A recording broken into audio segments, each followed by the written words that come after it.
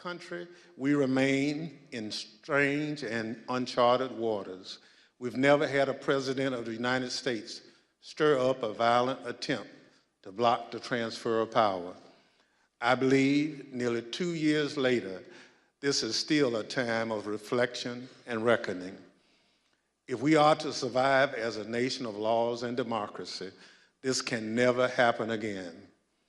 How do we stop it?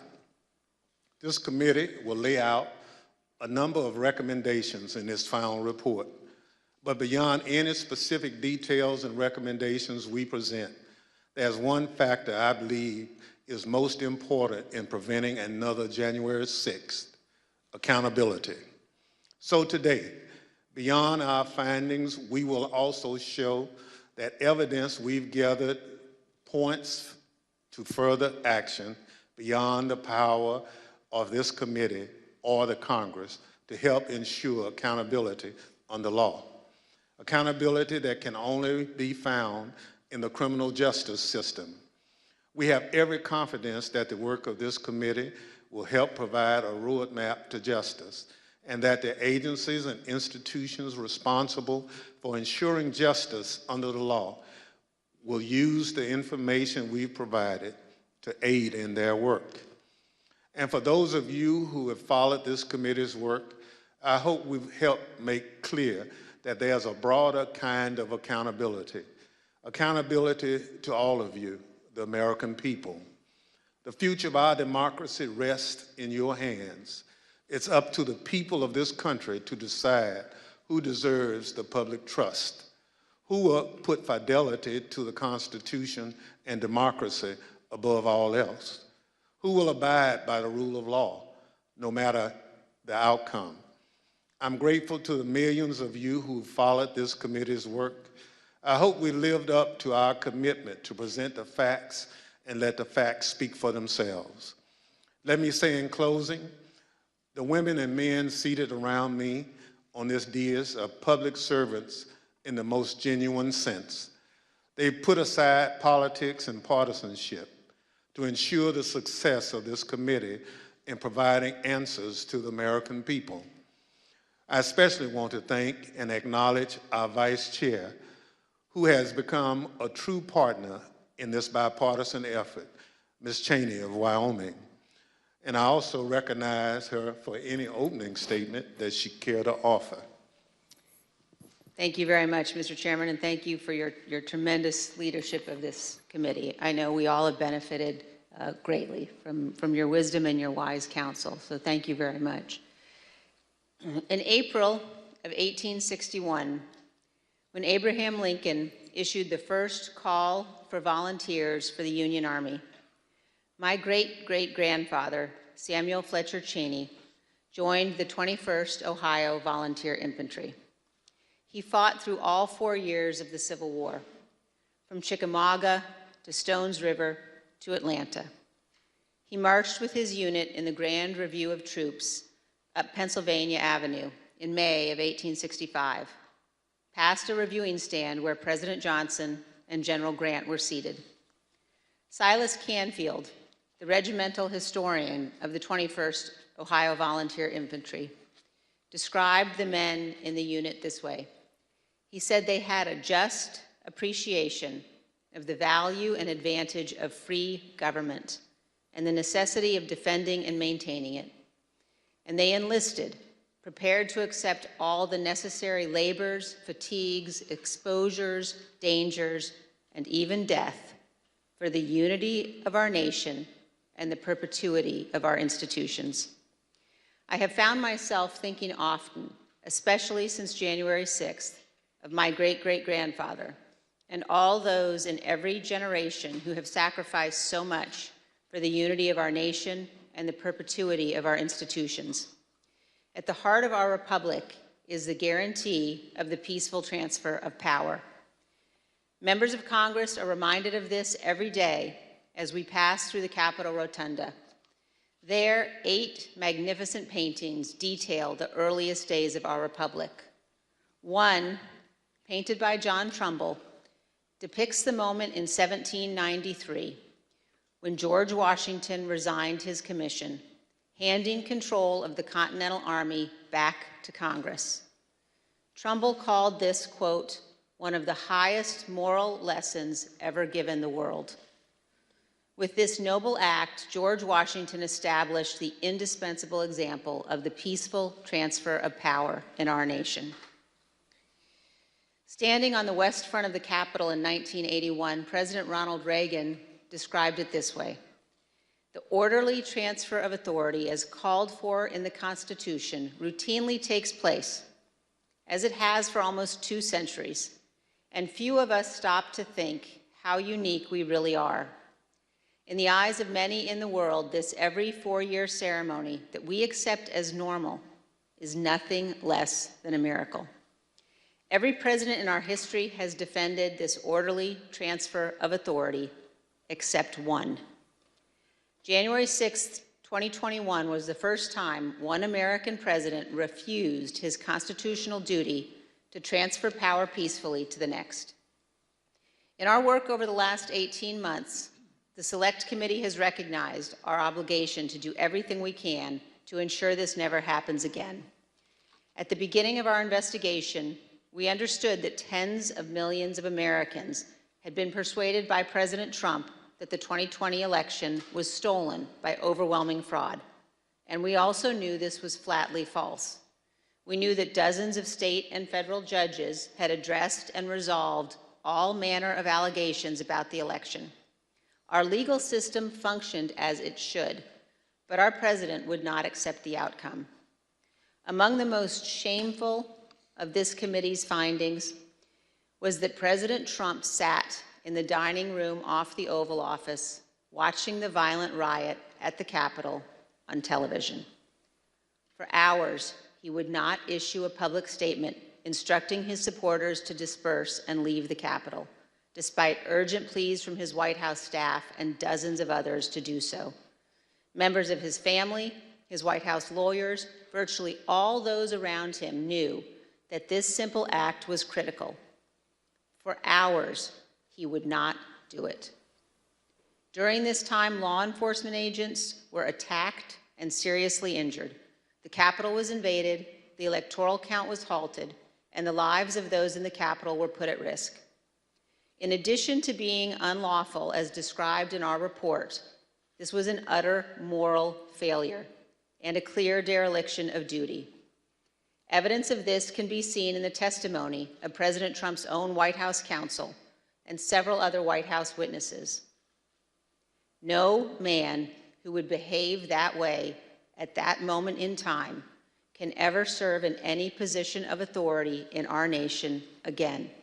He is unfit for any office.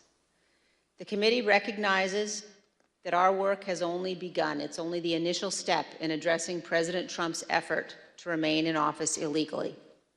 Prosecutors are considering the implications of the conduct that we describe in our report, as are citizens all across our nation. In 1761, John Adams wrote, "The very ground of our liberties is the freedom of elections." Faith in our elections and the rule of law is paramount to our republic. Election deniers, those who refuse to accept lawful election results, purposely attack the rule of law and the foundation of our country. The history of our time will show that the bravery of a handful of Americans doing their duty saved us from an even more grave constitutional crisis. Elected officials, election workers, and public servants stood against Donald Trump's corrupt pressure. Many of our committee's witnesses showed selfless patriotism, and their words and courage will be remembered. The brave men and women of the Capitol Police, the Metropolitan Police, and all the other law enforcement officers who fought to defend us that day saved lives and our democracy. Finally, I wish to thank my colleagues on this committee. It has been a tremendous honor to serve with all of you. We have accomplished great and important things together, and I hope we have set an example. And I also want to thank all of those who have honorably contributed to the work of our committee and to our report. We have accomplished much over a short period of time. Many of you sacrificed for the good of our nation. You have helped make history, and I hope helped to right the ship. Thank you, Mr. Chairman. I yield back. Gentlelady yields back. As you know, this is our final meeting of our committee.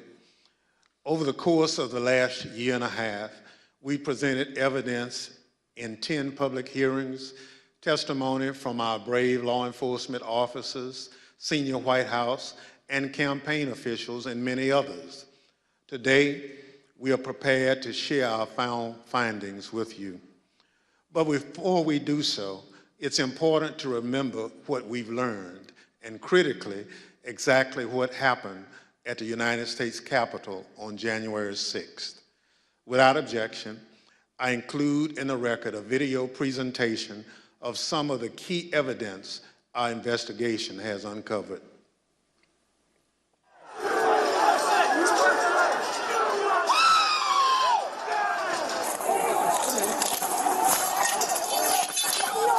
There were officers on the ground. They were bleeding. They were throwing up.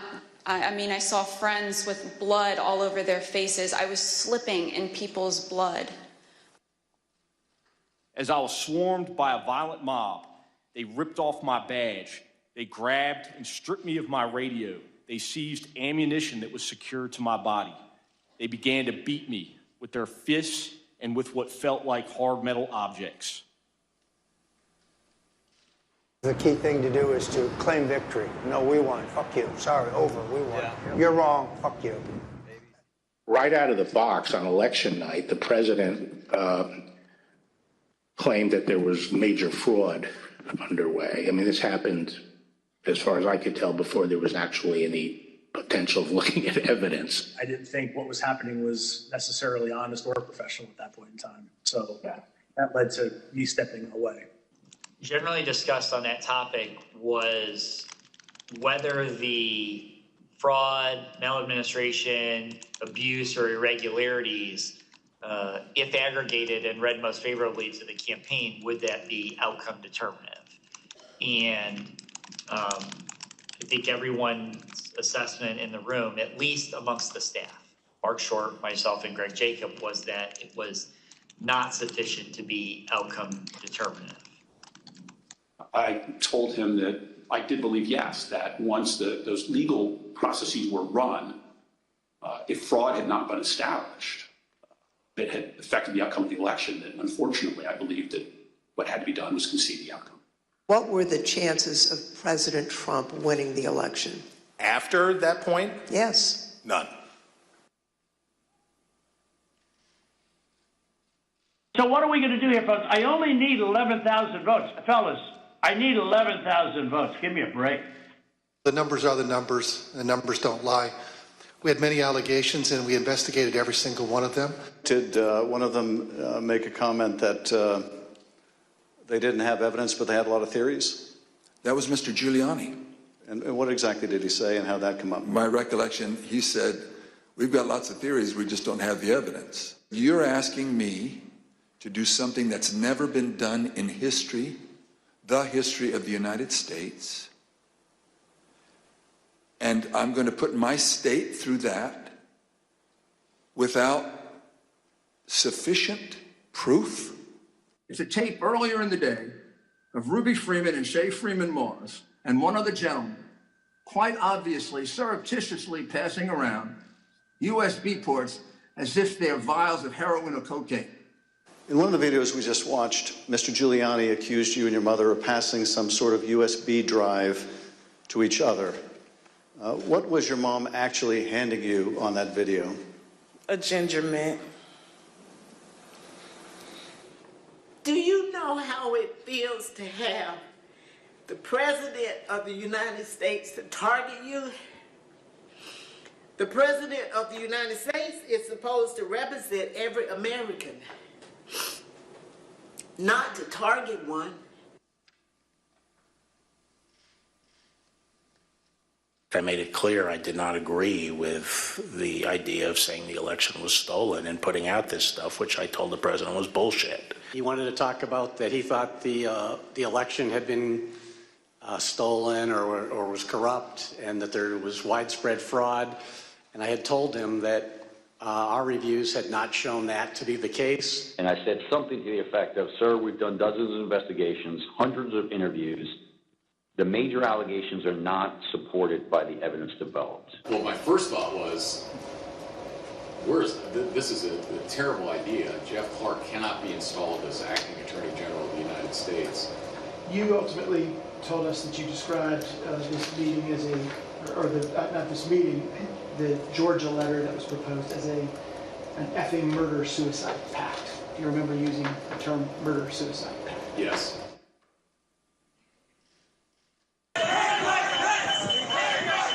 Was it your impression that the Vice President had directly conveyed his position on these issues to the President, not just to the world through a Dear Colleague letter, but directly to President Trump? Many times. My view is that the Vice President didn't have the legal authority to do anything except what he did.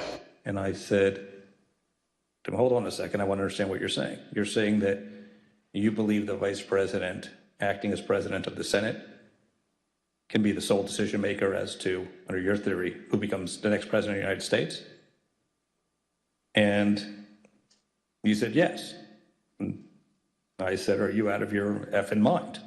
The president was, all the attention was on what Mike would do or what Mike wouldn't do. There's a telephone conversation between the president and the vice president, is that correct? Yes. The conversation was pretty heated. Apologize for being impolite, but do you remember what she said her father called him? The P word. It was clear that it was escalating and escalating quickly. So then when that tweet, the Mike Pence tweet, was sent out, I remember us saying that that was the last thing that needed to be tweeted at that moment. It felt like he was pouring gasoline on the fire by tweeting that. It gained access to the second floor, and I've got public about 5 feet from me down here below. Okay, copy. They are on the second floor, moving in now. We may want to consider getting out and leaving now. Copy. The members of the VPT tel at this time were starting to fear for their own lives. There were calls to say goodbye to family members, so on and so forth. Approximately 40 feet. That's all there was. 40 feet between the vice president and the mob. Donald Trump and his allies and supporters are a clear and present danger to American democracy.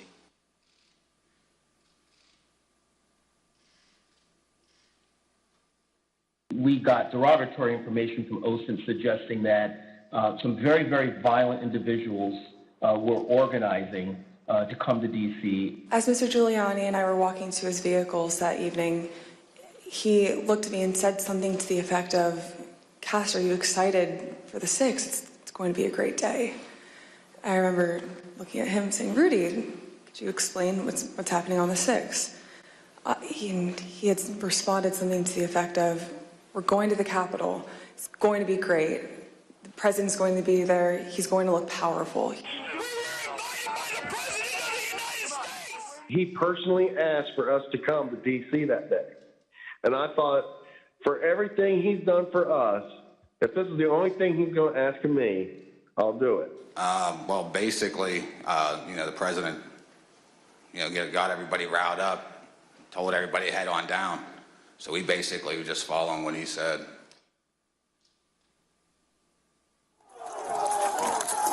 We lost the line! We lost the line! Anthony, get back! Within 15 minutes of leaving the stage, President Trump knew that the Capitol was besieged and under attack.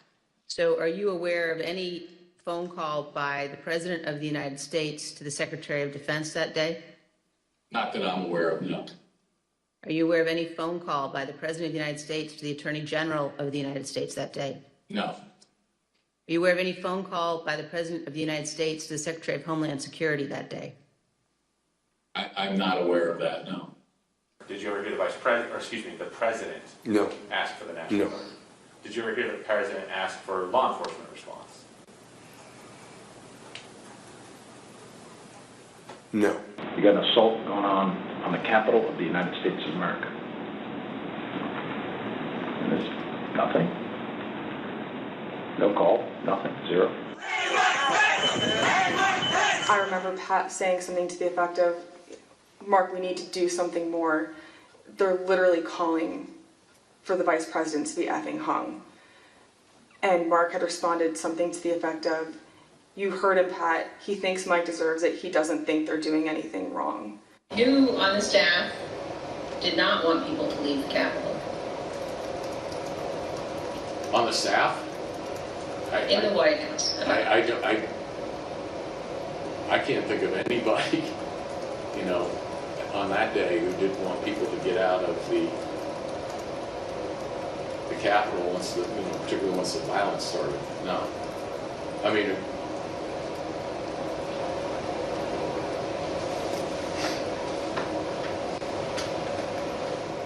what about the president? Yeah. Well, she said the staff. So I answered. No, I said in the White House. Oh, I'm sorry. I apologize. I thought you said who else on the staff.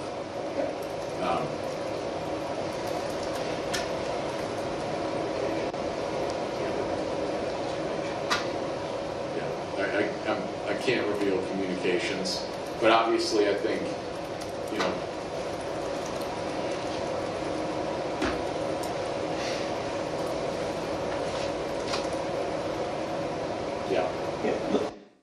I said, good, John. Now I'm going to give you the best free legal advice you're ever getting in your life. Get a great effing criminal defense lawyer. You're going to need it. General Flynn, do you believe in the peaceful transition of power in the United States of America? Yes, sir.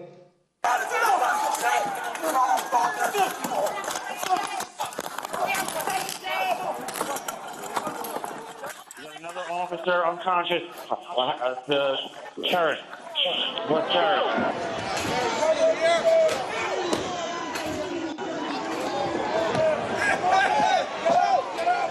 I don't want to say the election's over. I just want to say Congress has certified the results without saying the election's over, okay?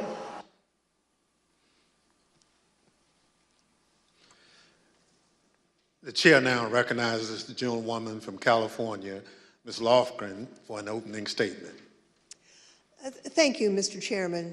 Over the last 18 months, the Select Committee has conducted a congressional investigation of enormous scale, seeking to uncover the depth and breadth of ex-President Trump's multi-part plan to reverse the lawful outcome of the 2020 presidential election. We've compiled an immense volume of documents collected from countless individuals, law enforcement agencies, and federal and state authorities. Many of our efforts to get the evidence required litigation in federal court, including the U.S. Supreme Court. We've taken the testimony of hundreds of witnesses.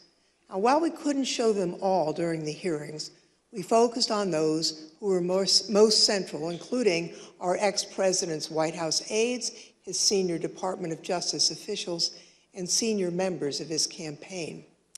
Based on this assembled evidence, the Select Committee has reached a series of specific findings.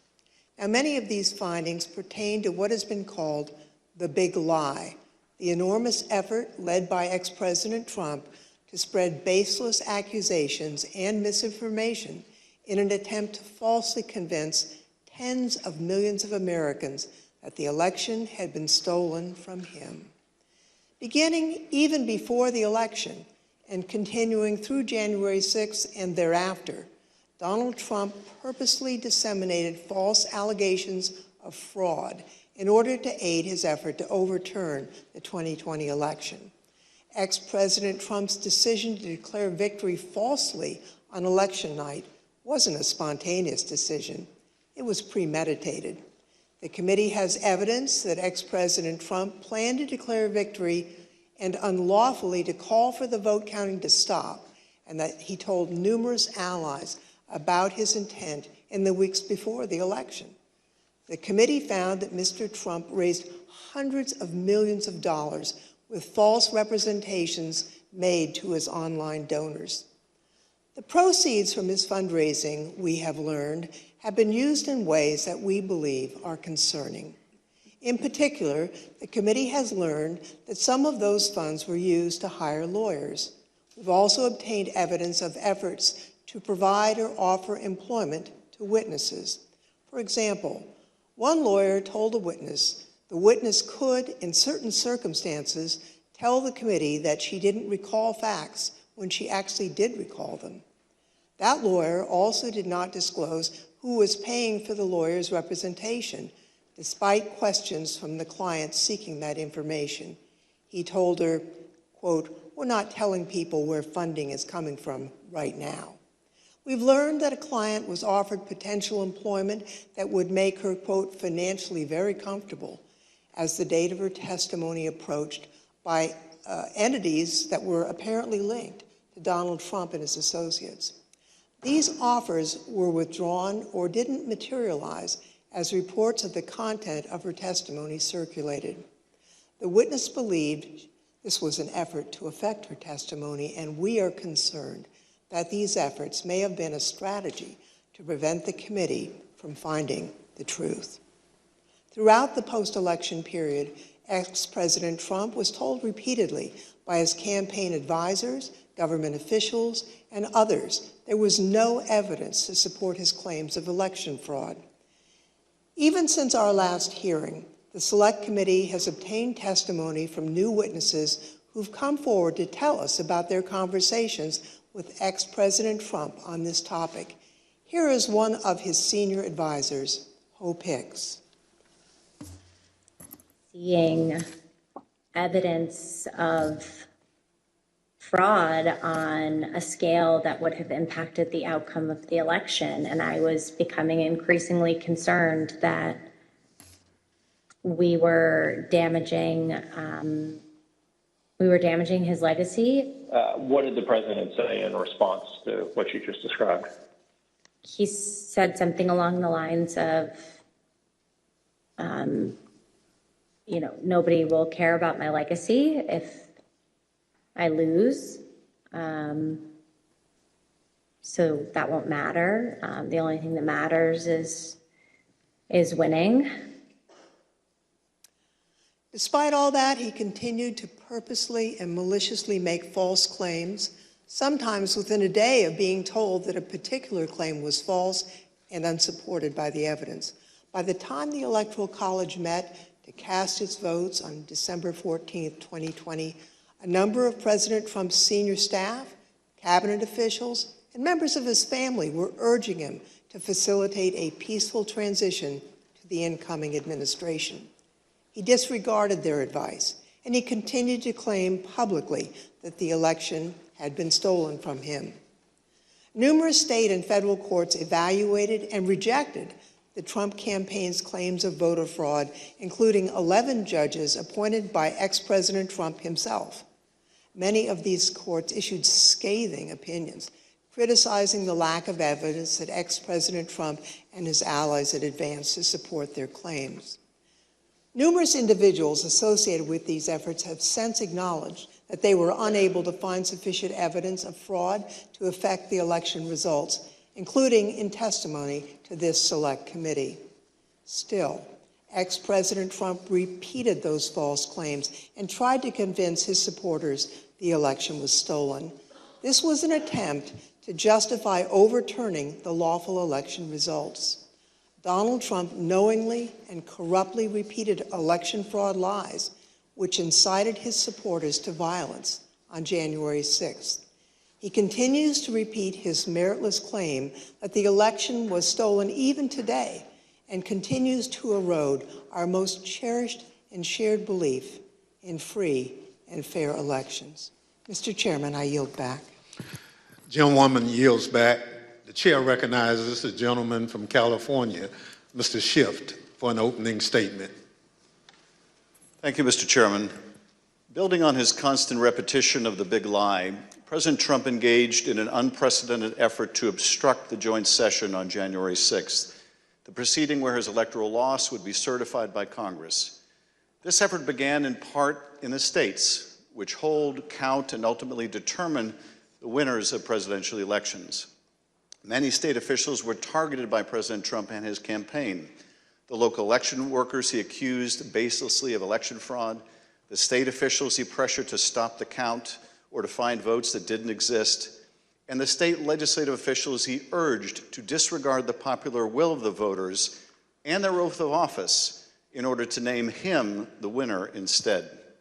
Here are the Select Committee findings about President Trump's state pressure campaign.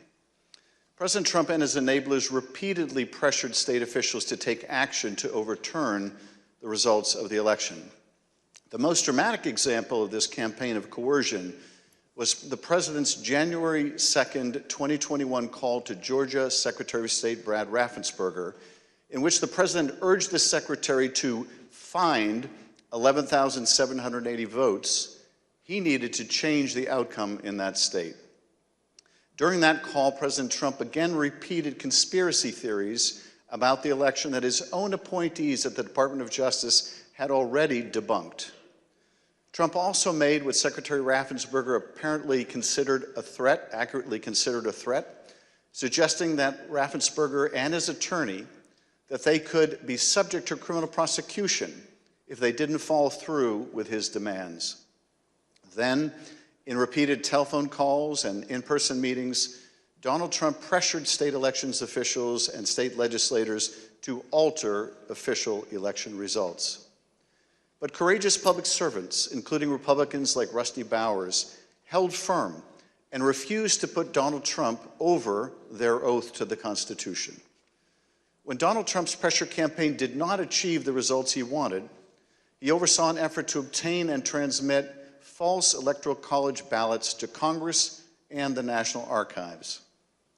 The false ballots were created by fake Republican electors on December 14th. At the same time, the actual certified electors in those states were meeting to cast their votes for President Biden. By that point in time, election-related litigation was over in all or nearly all of these states, and Trump campaign election lawyers realized that the fake slates were unjustifiable on any grounds and may be unlawful. In spite of these concerns and the concerns of individuals in the White House counsel's office, President Trump and others proceeded with this plan. The Select Committee has developed evidence that these intentionally false documents were transmitted to multiple officers of the federal government and were intended to interfere with the proper conduct of the joint session, where the existence of so-called competing slates of electors would serve as a pretext for legitimate electoral votes to be rejected. President Trump repeatedly attacked state and local officials who refused to do his bidding, as well as local elections workers who he baselessly accused of fraud. As Ruby Freeman and the testimony of other elections officials so powerfully demonstrated, the people who drew President Trump's ire or were the subject of his lies faced real-world consequences, including public harassment and death threats. Some of these elections workers and officials have been forced to leave their homes. Others have been forced to leave the jobs they loved. Take a listen to Ms. Freeman's story. Now I won't even introduce myself by my name anymore. I get nervous when I bump into someone I know in the grocery store who says my name. I'm worried about who's listening. I get nervous when I have to give my name for food orders. I'm always concerned of who's around me. I've lost my name and I've lost my reputation.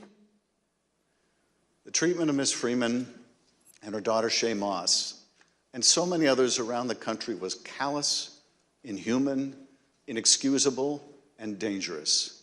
And those responsible should be held accountable. Mr. Chairman, I yield back. Gentleman yields back. The chair recognizes the gentleman from Illinois, Mr. Kinzinger, for an opening statement. Thank you, Mr. Chairman. Certainly one of the many important components of our federal government is the Department of Justice. It's the body that it's responsible for enforcing our laws and investigating criminal wrongdoing. For this reason, it's of the utmost importance that our Department of Justice operates as a fair and neutral body that enforces our federal laws without fear or without favor.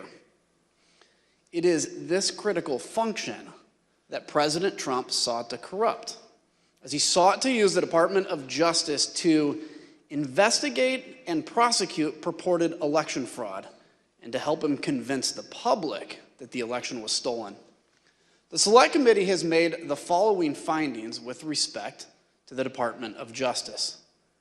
In the weeks immediately following the 2020 election, Attorney General Bill Barr advised President Trump that the Department of Justice had not seen any evidence to support Trump's theory that the election was stolen by fraud. No evidence. Over the course of the 3 meetings in this post-election period, Attorney General Barr assured President Trump that the Justice Department was properly investigating claims of election fraud. He debunked numerous election fraud claims, many of which the president would then go on to repeat publicly. And he made clear that President Trump was doing, quote, a great disservice to the country by pursuing them. After Attorney General Barr's resignation, President Trump requested that the acting leadership of the department, Jeffrey Rosen and Richard Donahue, quote, just say the election was corrupt and leave the rest to me and the Republican congressmen. In other words, just tell a small lie to put the facade of legitimacy on this lie, and the Republican congressmen and I can distort and destroy and create doubt all ourselves. Between December 23rd and January 3rd, President Trump called or met with them nearly every day and was told repeatedly the department investigation showed no factual support for Trump's fraud allegations. Mr. Rosen and Mr. Donahue told him that the fraud claims were simply untrue. As Mr. Rosen and Mr. Donahue continued to resist, President Trump then tried to install a loyalist named Jeffrey Clark to lead the department as acting Attorney General. On several occasions, Clark met with the president, apparently along with Representative Scott Perry, without authorization, promising to take the actions that Barr, Rosen, and Donahue had refused to take. In particular, Mr. Clark intended to send a letter that he had drafted with the help of a political appointee that the White House installed at DOJ with just weeks left in the administration. Mr. Clark intended to send the letter to officials in numerous states, informing them falsely, of course, that the department had identified significant concerns about the election results in their state and encouraging their state legislatures to come into special session to consider appointing Trump rather than Biden electors. Here's Acting Deputy Attorney General Donahue describing his reaction to Mr. Clark's proposed letter. And drafting letters without the knowledge of what the department had actually done in terms of investigations, that he was being reckless. And I recall toward the end saying, what you're proposing is nothing less than the United States Justice Department meddling in the outcome of a presidential election. Knowing that existing department leadership would not support his false election claims, President Trump offered Mr. Clark the job of acting Attorney General.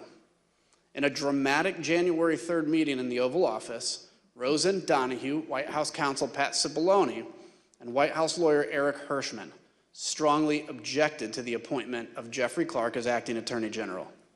Mr. Clark pleaded his case and offered to send the letter that he had drafted. The White House counsel called the Clark letter, quote, a murder-suicide pact. Numerous White House and Department of Justice lawyers all threatened to resign if Mr. Clark was appointed. Donald Trump would be leading a graveyard. It was only after the threat of mass resignations that President Trump rescinded his offer to Mr. Clark. Mr. Chairman, I yield back. Gentleman yields back. The chair recognizes the gentleman from California, Mr. Aguilar, for an opening statement. Thank you, Mr. Chairman. Former President Trump's multi-part plan didn't stop with the states or with the Department of Justice. It touched nearly every component of our federal system, ranging from the courts to Congress to his own Vice President, Mike Pence. In the weeks before January 6th, Mr. Trump turned to the man who had served him loyally for 4 years. He embraced an illegal scheme proposed by John Eastman and others who concocted an unfounded legal theory that the vice president could reject Joe Biden's electoral votes during the joint session. When Vice President Pence and many others, including Trump's own lawyer, John Eastman, told him correctly that former President Trump spearheaded an unprecedented campaign to coerce him to do it anyway, ultimately culminating in a dangerous threat to Mr. Pence's life on January 6th. These are the Select Committee's findings with respect to the pressure campaign against the Vice President.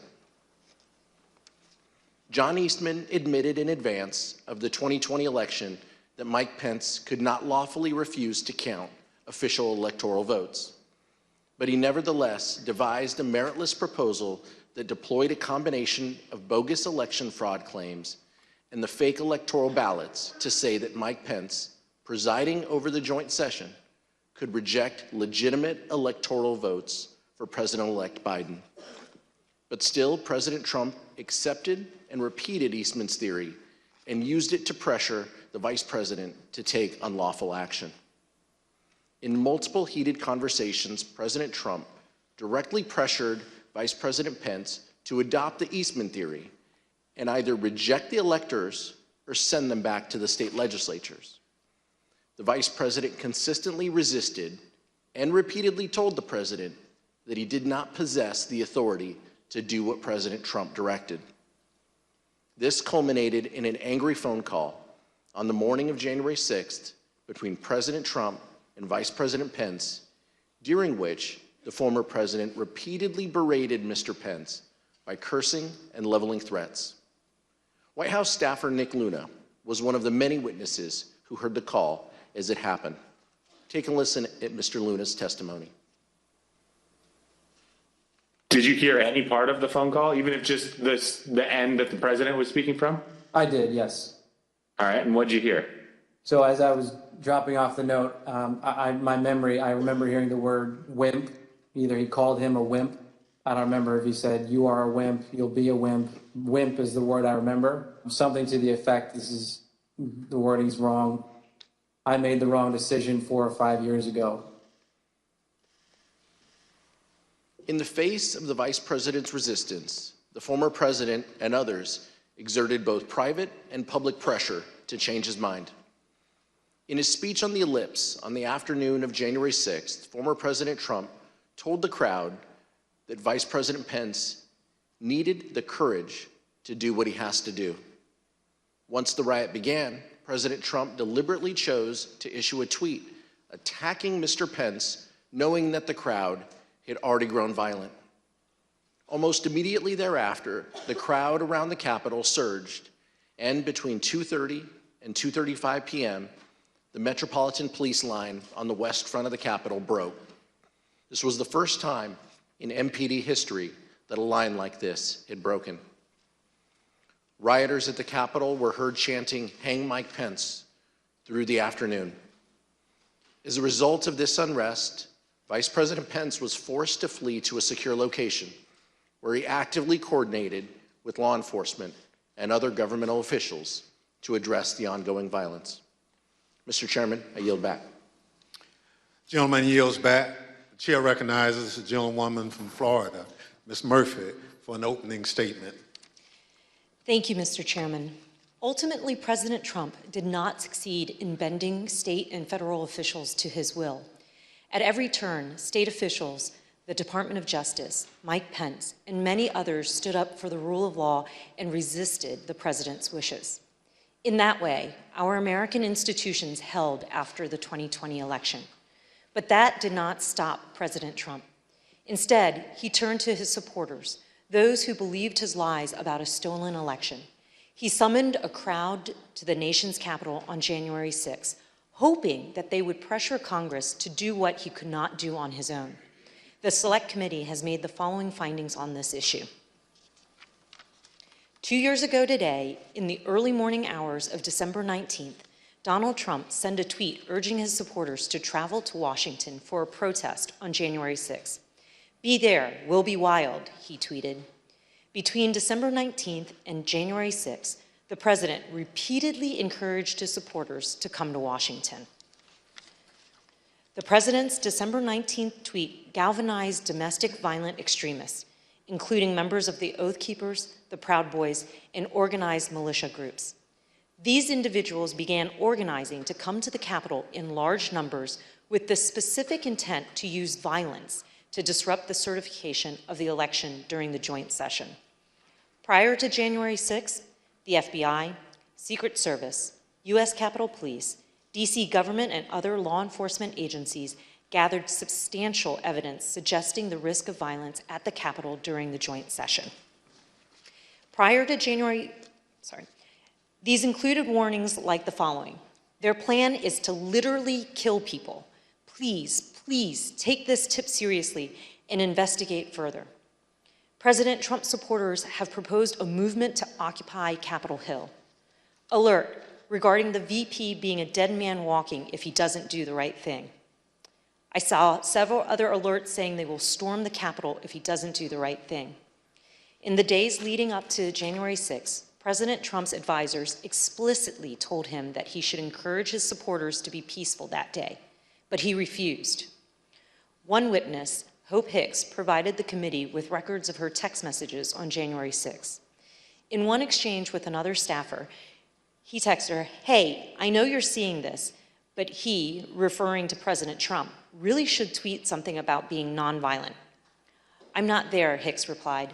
"I suggested it several times Monday and Tuesday, and he refused." When Ms. Hicks came in to provide testimony to the committee, we asked her about this exchange. Her explanation is that the "he" in this text wasn't the president, but rather it was Eric Hirschman. Take a listen to her testimony. When you wrote, "I suggested it several times," and it presumably means that the president say something about being nonviolent. You wrote, "I suggested it several times Monday and Tuesday, and he refused." Tell us what happened. Sure. I didn't speak to the president about this directly, but I communicated people like Eric Hirschman that it was my view that it was important that the president put out some kind of message in advance of the event. And what was Mr. Hirschman's response? Mr. Hirschman said that he had made the same, recommendation directly to the president, and that he had refused. Just so I understand, Mr. Hirschman said that he had already recommended to the president that the president convey a message that people should be peaceful on January 6th, and the president had refused to do that? Yes. The public will be able to review this in the transcripts and see the perspective Eric Hirschman gave before we took Hope Hicks's testimony. Despite having knowledge of the threats of violence presented by the crowd gathered on January 6th, President Trump gave an incendiary speech, declaring without basis that the election had been stolen and encouraging his supporters to fight like hell. And during the speech and immediately thereafter, President Trump stated his intention to travel to the Capitol with his supporters in an effort to influence the joint session.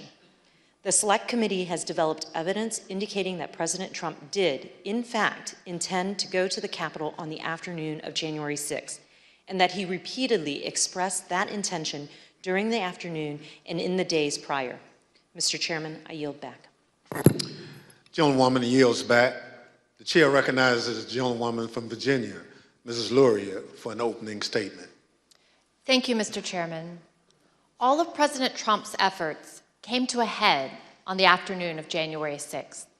Standing on the stage of the Ellipse, President Trump told tens of thousands of angry supporters that the election was stolen, that they had the power to change that if they marched to the Capitol, and that they wouldn't have a country anymore if the presidency was taken away from him. He told them he would be there with them. And then, as the crowd descended on the Capitol, President Trump watched it on television. Despite pleas from his senior advisors, from lawmakers on the Hill, and from his own children, President Trump would not issue a public statement. instructing his supporters to disperse and leave the Capitol. Mr. Trump's failures spanned the period from 1:10 p.m., when his speech ended and he instructed his supporters to march to the Capitol, to 4:17 p.m., when he finally, begrudgingly, told his supporters to go home. For 187 minutes, he actively disregarded his constitutional obligation to take care that the laws are faithfully executed. As we've established through months of investigation, that is because the mob wanted what President Trump wanted, to impede the peaceful transition of power. These are the Select Committee's findings about President Trump's dereliction of duty. From the outset of the violence, and for several hours that followed, people at the Capitol, people inside President Trump's administration, elected officials of both parties, members of President Trump's own family, and even Fox News commentators who were sympathetic to President Trump, all tried to contact the White House to urge him to do one singular thing, the one thing that all of these people immediately understood was required: instruct his supporters to leave the Capitol. The president repeatedly refused pleas as he watched the violence at the Capitol on television. During the day, the president never spoke with National Guard, the Department of Defense, the Department of Justice, or any law enforcement agency. At no point during the day, or any other, did he issue any order to deploy any law enforcement agency to assist. Multiple witnesses, including President Trump's White House counsel, testified to these facts. Your White House employees, who had been speaking directly with President Trump, state that he didn't want anything done. The president was making phone calls that afternoon, but they weren't to law enforcement officials. Rather, President Trump continued to call his lawyer, Rudy Giuliani. Both President Trump and Mr. Giuliani spoke with congressional leaders, even after the violence had begun, to encourage them to continue delaying the session. Approximately 3 hours after being informed of the violence at the Capitol, hours during which, as our evidence has shown, Donald Trump sat in his dining room and watched the violence on television, the president released a video statement in which he again repeated that the election was stolen, told his supporters at the Capitol that he loved them, and ultimately suggested that they disperse. The statement had an immediate impact on elements of the crowd, many of whom have testified that it led them to depart the Capitol. At 6:01 p.m., President Trump sent his last tweet of the day. He did not condemn the violence. Instead, he attempted to justify it. These are the things and events that happen when a sacred landslide election victory is so unceremoniously and viciously stripped away, he wrote. Remember this day forever. There's no doubt that President Trump thought that the actions of the rioters were justified. In the days after January 6th, he spoke to several different advisors. And in those conversations, he minimized the seriousness of the attack. Here is new testimony from another one of President Senior's advisors, Kellyanne Conway. You said you talked to the president the next day. Tell us about that conversation on the 7th. Yeah, I don't think it was very long. I just said that was just a terrible day. I'm working on a long statement. I said it's crazy. What did he say? No, these people are upset. They're very upset. In the days following the attack, President Trump also expressed a desire to pardon those involved in the attack. Since then, he's suggested that he will do so if he returns to the Oval Office. In summary, President Trump lit the flame, he poured gasoline on the fire, and sat by in the White House dining room for hours watching the fire burn. And today, he still continues to fan those flames. That was his extreme dereliction of duty. Mr. Chairman, I yield back. Gentlewoman yields back. The chair recognizes the gentleman from Maryland, Mr. Raskin, for an opening statement. Thank you, Mr. Chairman, and I want to thank you for your extraordinary leadership of this committee. Generations to come will praise you and the Vice Chair for your unswerving devotion to the rule of law. Several months ago, you tasked several of our members in a subcommittee with bringing recommendations to the full committee about potential referrals to the Department of Justice and other authorities based on evidence of criminal and civil offenses that has come to our attention over the course of our investigation. We are now prepared to share those recommendations today. Mr. Chairman, let me begin with some relevant background considerations to our criminal referrals. The dangerous assault on American constitutional democracy that took place on January 6, 2021 consists of hundreds of individual criminal offenses. Most such crimes are already being prosecuted by the Department of Justice. We propose to the committee advancing referrals where the gravity of the specific offense, the severity of its actual harm, and the centrality of the offender to the overall design of the unlawful scheme to overthrow the election compel us to speak. Ours is not a system of justice where foot soldiers go to jail and the masterminds and ringleaders get a free pass. Mr. Chairman, as you know, our committee had the opportunity last spring to present much of our evidence to a federal judge, something that distinguishes our investigation from any other congressional investigation I can recall. In the context of resolving evidentiary privilege issues related to the crime-fraud doctrine in the Eastman case, U.S. District Court Judge David Carter examined just a small subset of our evidence to determine whether it showed the likely commission of a federal offense. The judge concluded that both former President Donald Trump and John Eastman likely violated 2 federal criminal statutes. This is the starting point for our analysis today.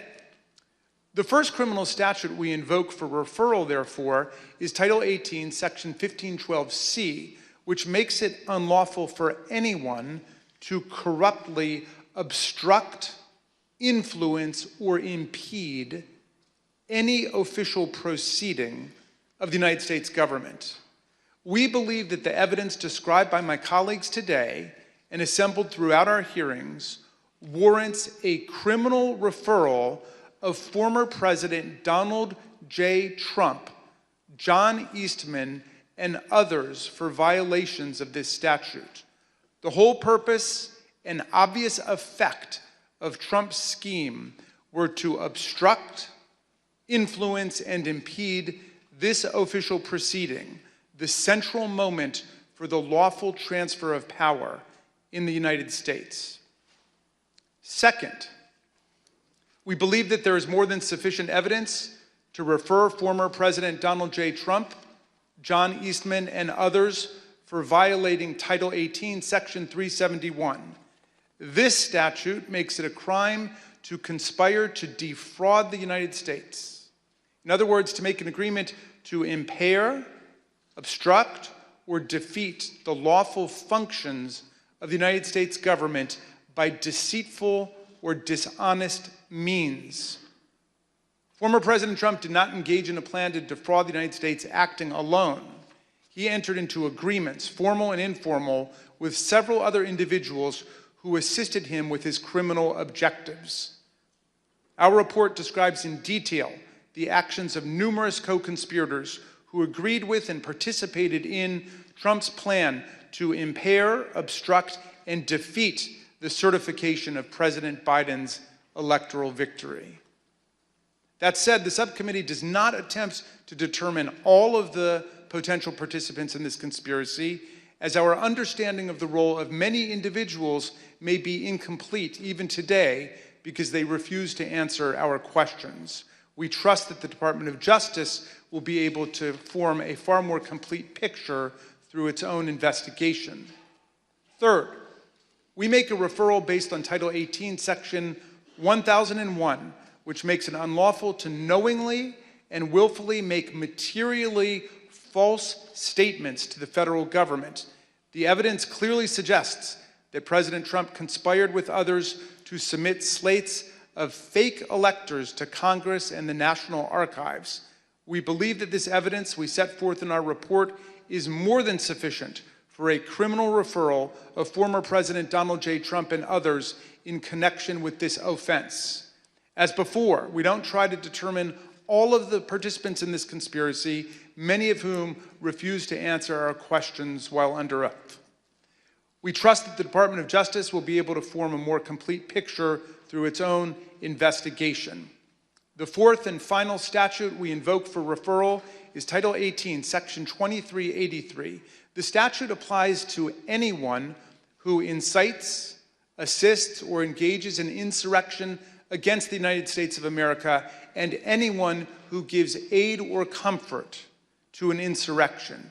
An insurrection is a rebellion against the authority of the United States. It is a grave federal offense anchored in the Constitution itself, which repeatedly opposes insurrections and domestic violence, and indeed uses participation in insurrection by office holders as automatic grounds for disqualification from ever holding public office again at the federal or state level. Anyone who incites others to engage in rebelling, assists them in doing so, or gives aid and comfort to those engaged in insurrection is guilty of a federal crime. The committee believes that more than sufficient evidence exists for a criminal referral of former President Trump for assisting or aiding and comforting those at the Capitol who engaged in a violent attack on the United States. The committee has developed significant evidence that President Trump intended to disrupt the peaceful transition of power under our Constitution. The President has an affirmative and primary constitutional duty to act to take care that the laws be faithfully executed. Nothing could be a greater betrayal of this duty than to assist in insurrection against the constitutional order. The complete factual basis for this referral is set forth in detail throughout our report. These are not the only statutes that are potentially relevant to President Trump's conduct related to the 2020 election. Depending on evidence developed by the Department of Justice, the President's actions could certainly trigger other criminal violations. Nor are President Trump and his immediate team the only people identified for referrals in our report. As part of our investigation, we asked multiple members of Congress to speak with us about issues critical to our understanding of this attack on the 2020 election and our system of constitutional democracy. None agreed to provide that essential information. As a result, we took the significant step of issuing them subpoenas based on the volume of information particular members possessed about one or more parts of President Trump's plans to overturn the election. None of the subpoenaed members complied, and we are now referring 4 members of Congress for appropriate sanction by the House Ethics Committee for failure to comply with lawful subpoenas. Mr. Chairman, we understand the gravity of each and every referral we are making today, just as we understand the magnitude of the crime against democracy that we describe in our report. But we have gone where the facts and the law lead us, and inescapably, they lead us here. Accordingly, Mr. Chairman, in light of these facts, I ask unanimous consent that the chairman be directed to transmit to the United States Department of Justice relevant Select Committee records in furtherance of these criminal referrals. Without objection, so ordered. Thank you, Mr. Chairman. I now yield back. Gentleman yields back. Pursuant to notice, I now call up Select Committee's final report pursuant to Section 4A of House Resolution 503. The clerk shall designate the report. Final report of the Select Committee to investigate the January 6th attack on the United States Capitol. Without objection, the report will be considered read and open to amendment at this point. I now recognize the gentlewoman from Virginia, Ms. Luria, for a motion. Mr. Chairman, I move that the committee favorably report to the House the Select Committee's final report, which includes the committee's legislative recommendations and criminal referrals of Donald J. Trump and others, pursuant to Section 4A of House Resolution 503. The question is on the motion to favorably report to the House. Those in favor say aye. Aye. Those opposed, no. In the opinion of the chair, the ayes have it. Mr. Chairman, I request a recorded vote. A recorded vote is requested. The clerk will call the roll. Ms. Cheney? Aye. Ms. Cheney, aye. Ms. Lofgren? Aye. Ms. Lofgren, aye. Mr. Schiff? Aye. Mr. Schiff, aye. Mr. Aguilar? Aye. Mr. Aguilar, aye. Mrs. Murphy? Aye. Mrs. Murphy, aye. Mr. Raskin? Aye. Mr. Raskin, aye. Mrs. Luria? Aye. Mrs. Luria, aye. Mr. Kinzinger? Kinzinger, aye. Mr. Kinzinger, aye. How is the chair recorded? Mr. Chairman, you are not recorded. Chair votes aye. Mr. Chairman, aye. The clerk will report the vote. Mr. Chairman, on this vote, there are 9 ayes and 0 noes. The motion is agreed to. Without objection, a motion to reconsider is laid on the table. Without objection, staff is authorized to make any necessary technical or conforming changes to the report to reflect the actions of the committee. The chair requests those in the hearing room remain seated until the Capitol Police have escorted members from the room.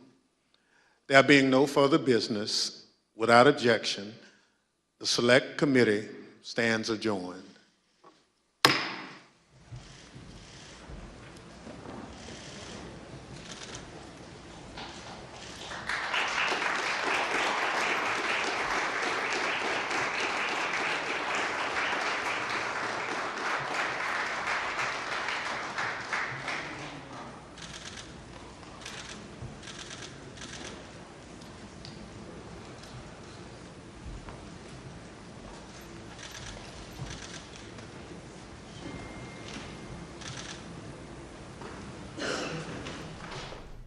If you're just now joining us, the January 6th committee has wrapped up their final meeting today. I'm Rob King, live in the KXLY Plus Digital News Center. This was the final of 10 meetings, and the big takeaway from today is that they have made criminal referrals to the Department of Justice against former President Trump. According to Representative Jamie Raskin, the evidence was presented to a federal judge and concluded that the president, among others, including John Eastman, likely violated 2 federal criminal statutes, including conspiracy. The group did vote, the committee voted to present the final report to Congress. That was 9 ayes to 0 noes, so that evidence will be submitted. And then, so how it began, this committee, was the chair opened Beanie Thompson and concluded that the actions point beyond Congress and they would have to submit to the criminal justice system. He also thanked and acknowledged Congresswoman Liz Cheney for her role in this. During her opening statements, Congresswoman Cheney said prosecutors are considering the findings in their report and that these findings will point that the former president is not fit to hold any public office. In the beginning, they also showed a video presentation which included cell phone footage, and that has the key evidence and testimony from people that has been shown throughout all the meetings that they've been having. California Congresswoman Lofgren also spoke with some new testimony, a little bit of new testimony, and that there was a lack of fraud, election fraud evidence. Congressman Schiff spoke about the former president pressuring election workers of various states, including Arizona and Georgia. Adam Kinzinger spoke about the pressure on the Department of Justice. And again, the big takeaway, though, today is that criminal referrals will be presented against the former president, which likely violated 2 federal criminal statutes. And we'll have more information in 4 News Now at 4 p.m. today. It's not at 5 p.m. today due to NFL and Monday Night Football, but we will have a newscast at 4 p.m. today, and we'll have more details on what the January 6th committee discussed. But for now, live in the KXLY News Center, Rob King, 4 News Now.